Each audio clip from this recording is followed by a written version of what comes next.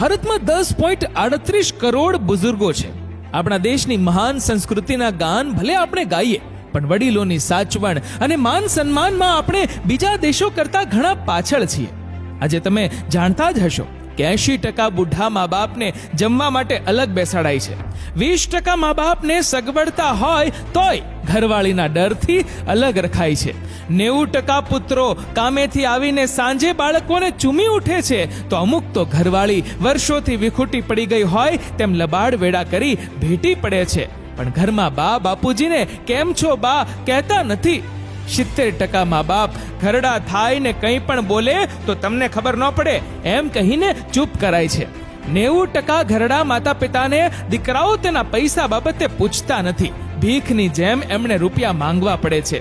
જેવું કરશો એવું જ ભરશો, એ મુજબ મારા સર્વે પ્રમાણે જે લોકો મા બાપને એકલા છોડી મૂકે છે કે માન સન્માન આપતા નથી, તેમના પોતાના ઘડપણ વખતે તેનાથી પણ વધુ બુરા હાલ થાય છે. અમુક કુટુંબા તો આવું પેઢી દર પેઢી ચાલ્યું આવતું જ હોય છે. મા બાપો કૂતરાની જેમ બિચારા થઈ જીવતા હોય ને આવી સાયકલ પેઢી દર પેઢી ચાલુ જ હોય. ખરેખર આવા કુટુંબોમાં સંસ્કાર, શિષ્ટતા અને કેળવણીમાં જ ખોટ હોય છે.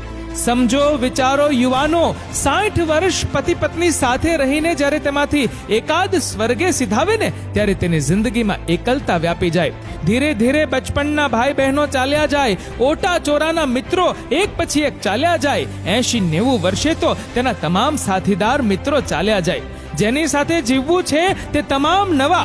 ઉંમરને લીધે શરીર સાથ ના દે, સંભળાય નહીં. ભાષાના શબ્દો, ટેકનોલોજી, રહેન સહેન, ફેશન પળ પળ બદલાતી હોય ત્યારે બધા સાથે સંકલન અશક્ય બની જાય. ત્યારે જીવવું એ જ બોજ બની જાય. માનવ જિંદગીનો સૌથી ભયાનક અને બિહામણો તબક્કો ત્યારે બની જાય કે પુત્રો હરામી પાકે.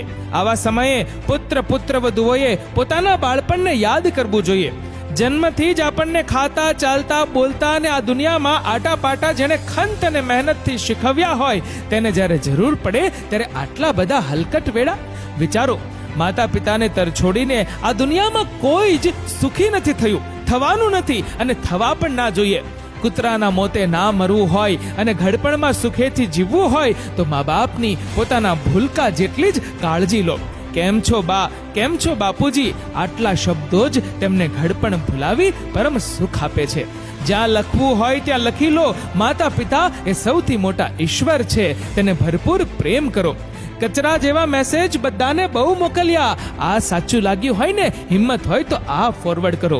સાર્થક કરી બતાવો જેથી કુદરત પણ આપણા જન્મ પર ગર્વ અનુભવે. કડવું છે ને સત્ય પણ એટલું જ છે.